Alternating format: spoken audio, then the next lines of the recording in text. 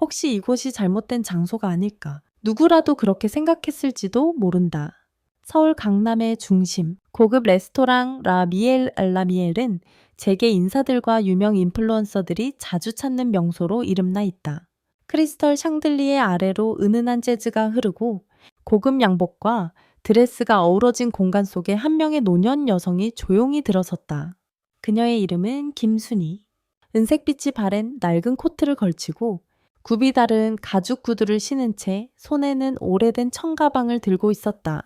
그녀의 표정은 차분했고 눈빛은 온화했지만 너무나도 수수한 외모는 순간적으로 많은 시선을 끌었다. 누군가는 흘끗, 누군가는 대놓고 바라보았다. 순이는 조용히 접수 데스크로 다가가 웃으며 인사했다. 안녕하세요. 김순이 이름으로 예약했습니다. 접수 데스크에 있던 젊은 여성 직원은 잠시 당황한 듯 모니터를 바라보다가 말했다. 아, 네. 예약은 확인되었습니다. 그녀는 미묘하게 불쾌한 표정을 억누르며 순이를 레스토랑 가장 구석진 자리로 안내했다. 여기입니다. 저희 라미엘은 고급 고객을 위한 장소인데요. 혹시 다른 장소와 착각하신 건 아닌지요? 그녀의 말은 정중했지만 그 속에 담긴 냉소와 판단은 명확했다. 순이는 아무 말 없이 고개만 끄덕이며 자리에 앉았다. 하지만 주변의 테이블에서는 이미 속삭임과 비웃음이 오가기 시작했다. 한쪽에서는 젊은 무리들이 웃음 섞인 목소리로 중얼거렸다. 헐, 저 할머니 뭐야? 재래시장에서 길 잃고 들어온 거 아냐? 아님 혹시 구걸하러 온 거. 그들의 웃음소리는 마치 칼처럼 공간을 가르며 퍼져나갔다. 순혜는 여전히 창밖을 바라보며 조용히 앉아 있었다. 그러나 그녀의 마음속 깊은 곳에서는 익숙하지만 여전히 날카로운 상처들이 스며들고 있었다. 이 장면은 시작에 불과했다. 순혜의 주름진 손이 잔잔하게 테이블 위에 놓인 찻잔을 감싸고 있었다. 그녀의 눈빛은 여전히 부드러웠지만 내면 어딘가엔 고요한 파도가 일렁이고 있었다. 바로 옆 테이블에서는 젊은 남녀들이 여전히 키득거리고 있었다. 야, 우리 와인 주문 아직도 안 나왔는데 직원 어디 갔어? 남자의 목소리는 고의적으로 컸다. 누가 들어도 그 소리는 순이를 향한 것처럼 들렸다. 그 순간 접수 데스크에 있던 여직원이 다시 그녀에게 다가왔다. 이번엔 고급스러운 가죽 커버의 메뉴판을 들고 있었다. 손님, 주문하시겠어요? 그녀의 목소리는 정중했지만 차가운 기류가 느껴졌다. 필요하시면 저희가 추천 메뉴도 드릴 수 있습니다. 다만 여기는 고급 요리 전문점이라 가격대가 꽤 높다는 점을 참고 부탁드립니다. 그녀의 말투 속에는 또 다른 메시지가 숨어 있었다. 주문할 능력이 있나요? 순이는 눈길도 피하지 않고 미소를 지으며 말했다. 괜찮습니다. 제가 직접 고르겠습니다. 그녀의 침착한 대응에도 여직원은 마지막으로 한 번 더 고개를 숙이며 말했다. 정말 죄송하지만 가격은 한 끼 식사로 수십만 원 이상 나올 수 있어요. 다시 한번 확인드려요. 그 말을 들은 젊은 손님들 테이블에서 또다시 웃음이 터졌다. 헐, 지 진짜 시킨대. 대박. 나 같으면 그냥 나갈 텐데. 하지만 순이는 흔들림 하나 없었다. 그녀는 천천히 메뉴판을 펼쳤고 천천히 글씨를 읽었다. 그 과정마저도 조용한 품격이 느껴졌다. 그때 접수 데스크에서 무언가 귓속말을 주고받는 소리가 들렸다. 저 할머니, 진짜 여긴 처음 온 것 같지 않아. 뭐 아무래도 그래. 괜히 공짜 음식 얻어먹으려는 거 아냐. 그들 사이의 수군거림은 은밀했지만 순이는 모든 것을 듣고 있는 듯했다. 그녀는 귀 기울이지도 않았지만 무시하지도 않았다. 곧이어 레스토랑의 매니저가 등장했다. 검정 슈트를 말끔히 차려입은 그는 곧장 순이의 테이블로 다가와 낮은 목소리로 말을 건넸다. 손님, 실례합니다. 다른 고객분들께서 약간의 불편함을 호소하셔서요. 순이는 조용히 그를 바라보았다. 무슨 불편함이요? 매니저는 눈을 피하며 말했다. 이곳은 고급 고객을 위한 장소입니다. 손님의 외모나 태도가 다른 손님들에게 불편함을 준다는 의견이 있어서요. 그 순간 레스토랑 전체가 정적에 휩싸였다. 순이는 잠시 침묵하더니 찻잔을 내려놓고 부드럽게 웃었다. 그럼 제가 입은 옷 때문에 여기가 어울리지 않는다고 생각하시는 건가요? 매니저는 말을 더듬었다. 그게 저희는 그런 뜻은 아니었고요. 다만 지불 능력이 확실하지 않으시면 미리 확인이 필요해서 그 말은 마지막 결정타였다. 누군가는 숨을 삼켰고 누군가는 눈살을 찌푸렸다. 하지만 정작 순이는 흔들림 없이 조용히 휴대전화를 꺼내 들었다. 오래된 폴더폰이었다. 그녀는 천천히 번호를 누르고 조용히 말했다. 준서양, 라비엘로 와줄래? 여기 좀 보아야 할 사람들이 있단다. 그 목소리는 크지 않았지만 주변 사람들에겐 충분히 들렸다. 이름 하나 준서, 공간 안이 웅성이기 시작했다. 준서, 누구지? 설마 뭔가 있나 본데 15분이 차이 지나지 않아 레스토랑의 문이 조용히 열렸다. 검정 슈트를 입고 이 something하고 처음에 하신 제본다. 당당하게 걸어 들어오는 한 남성이 있었다. 그의 이름은 강준서, 국내 최대 유통그룹 강영그룹의 젊은 회장이자 언론에서 자주 조명하는 차세대 리더였다. 그리고 그는 조용히 어머니의 곁으로 다가왔다. 어머니, 무슨 일 있으세요? 그의 등장으로 공간은 얼어붙었고 조롱하던 이들의 입은 굳게 다물렸다. 이제부터 진짜 이야기가 시작되려 하고 있었다. 어머니, 무슨 일이 있었던 거예요? 강준서 회장의 목소리는 낮고 차분했지만 그 안에는 분노가 조용히 번지고 있었다. 그의 등장은 마치 비처럼 번개같이 분위기를 바꾸어 놓았다. 주변 고객들은 숟가락을 내려놓았고 직원들은 숨죽인 채 지켜보았다. 누군가는 그를 바로 알아보며 수근거렸다. 저 사람 맞지? 강준서 회장. 저분이 저 할머니의 이제 아들이라고. 김순희 여사는 아무 말 없이 고개를 끄덕였다. 그냥 이곳이 나 같은 사람에겐 어울리지 않는 곳이라더구나. 순희의 말에 준서의 얼굴이 굳어졌다. 그는 곧장 매니저에게 시선을 돌렸다. 지금 무슨 상황입니까?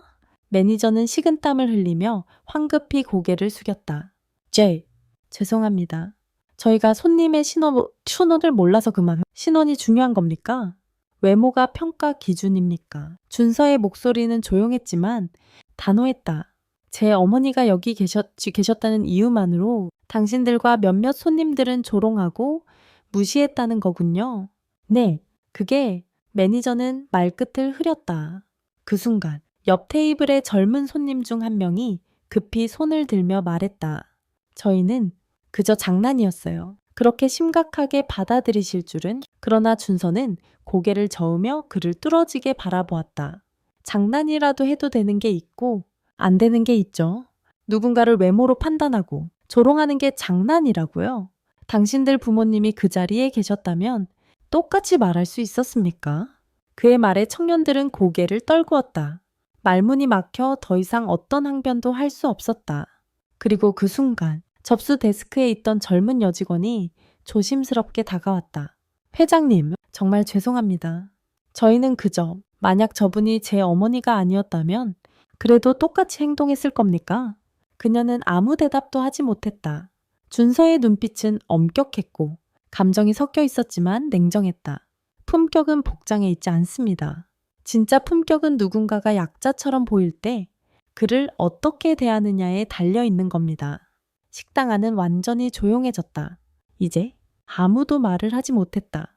그저 고개를 숙일 뿐이었다. 그 순간 김순희 여사는 조용히 손을 들어 아들의 팔을 잡았다. 준서야, 그만해도 된다. 그녀의 음성은 부드러웠지만 단호했다. 이 사람들이 오늘 배운 것만으로도 충분해. 우리가 그들을 모욕하거나 부끄럽게 해서 얻을 수 있는 것은 아무것도 없단다. 준서는 어머니를 바라보며 한참을 말없이 서 있었다. 그리고 천천히 고개를 끄덕였다. 그래요. 어머니, 그렇다면 오늘의 교훈이 이 공간을 조금이라도 바꿀 수 있기를 바랄게요. 그녀는 미소 지으며 말했다. 밥 먹자꾸나. 배가 고프네. 바로 그때 매니저가 허둥지둥 직원들을 불러내며 말했다. 지금 당장 제일 좋은 자리로 모시도록 해. 하지만 순혜인이는 고개를 저었다. 내 자리는 여기면 충분해요. 내 가치는 의자나 창가 풍경이 정해주는 게 아니니까요. 그 말에 매니저는 얼굴이 붉게 물들었고 직원들은 고개를 숙였다. 조롱하던 사람들도 더 이상 아무 말 없이 조용히 있었다. 순이는 단 한 끼 식사를 하러 왔을 뿐이었지만 그날 그녀가 남긴 영향력은 레스토랑 전체의 문화마저 흔들어 놓았다. 그날 저녁 식사가 끝난 뒤 순이와 준서는 조용히 자리에서 일어났다.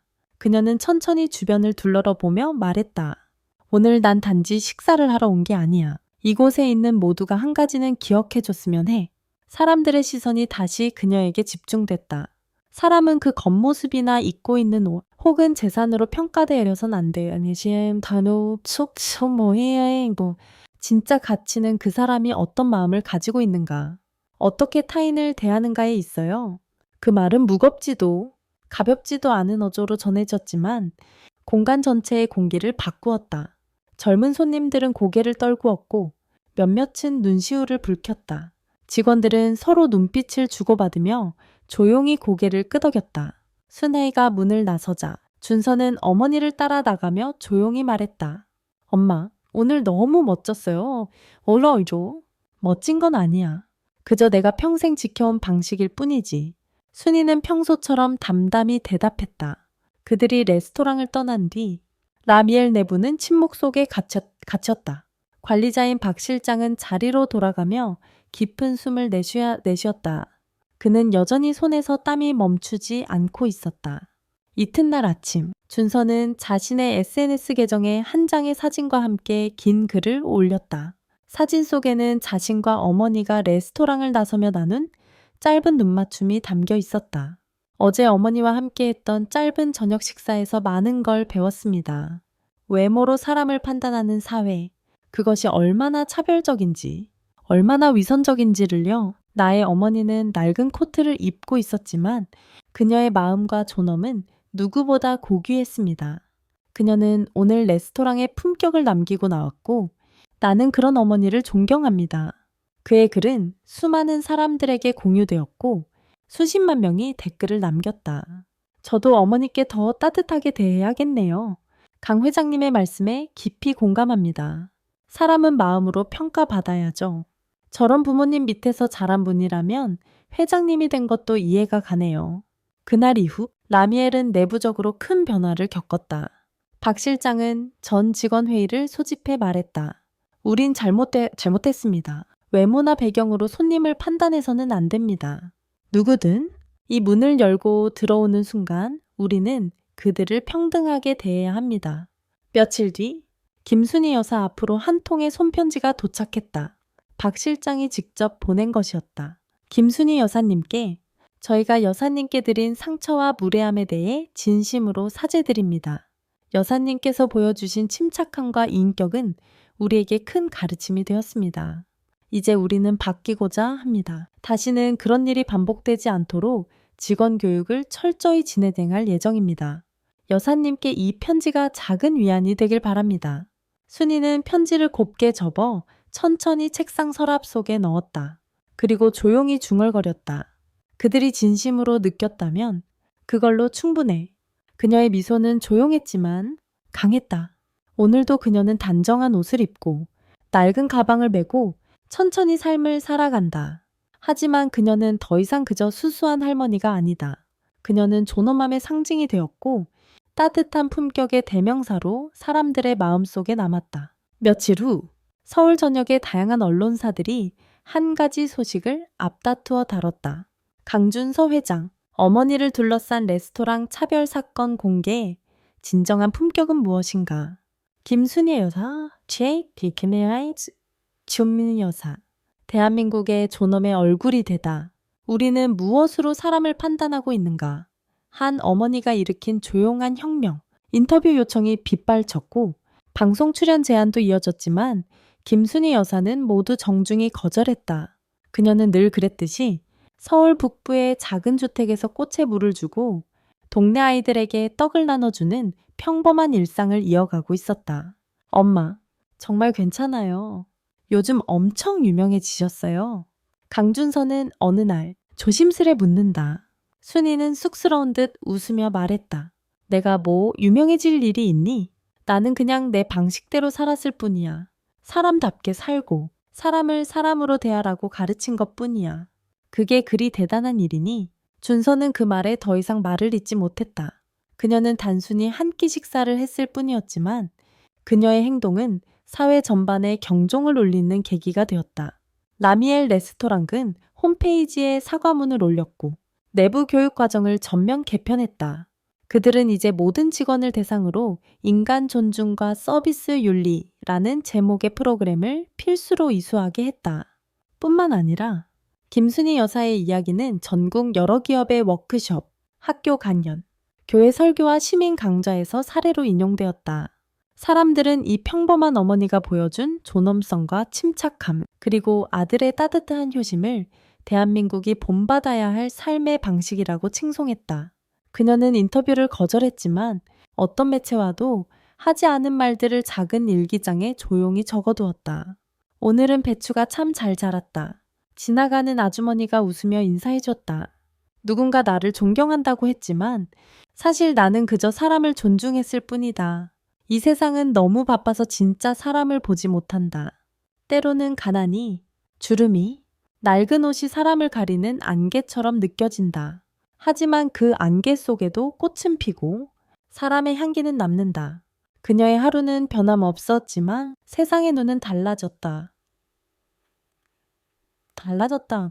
그리고 그것은 단지 레스토랑 하나가 아니라 사람의 마음과 사회의 눈높이를 바꿔놓는 일이었다.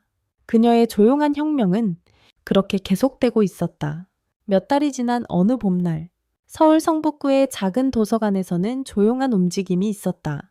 작고 낡은 회의실 한켠, 검소하지만 따뜻한 분위기의 간판이 설치되었다. 순희의 방, 존중의 서재. 도서관장은 미소 지으며 설명했다. 이곳은 사람을 사람답게 바라보는 법을 배우는 공간입니다. 우리가 잊고 있던 존중이라는 가치를 다시 우리 곁에 가져오고 싶었어요. 그래서 이 방의 이름을 김순희 여사님의 이름에서 따왔습니다. 이 작은 공간은 단순한 독서실이 아니었다. 여기서는 매주 금요일 지역 주민들이 모여 차를 마시며 서로의 이야기를 나눴다. 청소년부터 노년층까지 다양한 사람들이 이곳에 와서 자신이 겪은 편견, 차별, 그리고 그로부터 벗어난 순간들을 공유했다. 어느 날, 한 중학생 소년이 조심스럽게 입을 열었다. 저는 엄마가 식당 아주머니라서 부끄러웠어요. 친구들이 놀릴까봐요. 그런데 김순희 할머니 이야기 듣고 나니까 엄마가 자랑스러워졌어요. 이야기를 들은 어른들은 조용히 고개를 끄덕였다. 그 자리에 있던 김순희 여사도 눈을 가늘게 뜨며 소년에게 다가가 부드럽게 말했다. 넌 아주 귀한 마음을 가진 아이구나. 내 엄마가 너에게 삶을 가르쳐주고 있다는 걸 너도 언젠가 느낄 거야. 그날 이후 순희의 방은 단순한 이야기의 공간을 넘어 진심과 공감이 머무는 특별한 장소가 되었다. 더 나아가 강준서 회장은 강영그룹 산하 사회공헌팀을 통해 사람의 가치 프로젝트를 출범시켰다. 이 프로젝트는 외모, 배경, 직업에 따른 차별을 줄이고 존중의 문화를 뿌리내리기 위한 다양한 프로그램을 전국에 도입했다. 첫 번째 프로그램은 사람책 도서관이었다. 사람들이 직접 살아온 이야기를 책처럼 나누는 행사로 김순희 여사는 첫 번째 사람책으로 초청되었다. 그녀는 단상 위에 서서 이렇게 말했다. 내 인생은 특별하지 않았지만 내가 지키고자 했던 건 하나였어요. 그건 누구든 존중받아야 한다는 믿음이었죠. 그녀의 말에 눈시울을 붉히는 사람들이 많았다. 그리고 그날 밤 한 고등학생이 SNS에 짧은 글을 남겼다. 오늘 김순희 여사를 만났다. 진짜 품격은 말수가 적고 눈빛에 담겨 있다. 나는 그걸 처음으로 느꼈다.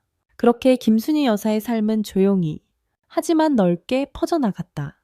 마치 봄비처럼 사람들의 마음을 촉촉이 적시며 그날의 이야기는 그렇게 조용히 마무리된 듯 보였지만 실은 이제 막 시작일지도 모른다. 김순희 여사의 삶은 단 한 끼의 식사로 끝나는 것이 아니며 그녀의 가치와 신념은 앞으로도 누군가의 가슴 속에 계속 피어나고 퍼져져 나갈 것이다. 우리가 마주치는 수많은 얼굴 중 누가 진정한 품격을 지녔는지, 그건 외모나 배경이 아닌 그 사람이 어떻게 세상과 사람을 대하는지를 통해 드러난다. 이 이야기를 통해 우리는 단순한 감동을 넘어 인간 존엄성과 진정한 대접의 의미를 다시 돌아보게 된다. 세상이 빠르게 흘러가는 오늘날, 오히려 더 필요한 것은 바로 이처럼 소박하지만 깊이 있는 가르침이 아닐까. 김순희 여사의 말처럼 가치는 의자나 창가 풍경이 정해주는 게 아니라 스스로 지켜온 마음이 결정한다는 진리를 마음에 새겨보자. 이 이야기가 여러분의 마음에 작은 울림을 남겼다면 좋아요와 구독, 댓글로 여러분의 생각을 들려주세요. 여러분의 한마디가 또 다른 변화를 시작할 수 있습니다. 그리고 아직 끝나지 않았습니다. 김순희 여사와 강준서 회장의 다음 이야기 제2편이 곧 이어집니다. 놓치지 않도록 채널을 구독하고 함께 기다려 주세요. 감사합니다.